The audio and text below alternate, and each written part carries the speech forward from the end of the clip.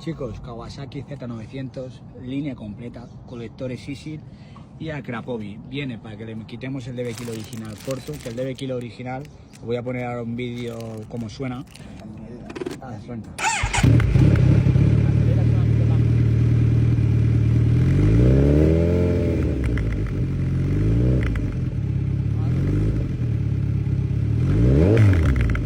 Suena. Y el problema que tiene estos escapes, ya sea el Euro 4, Euro 3, Euro 5, es que realmente suenan mal en bajas vueltas. Hemos puesto nuestro DB Kilo modificado Premium, arranca la moto.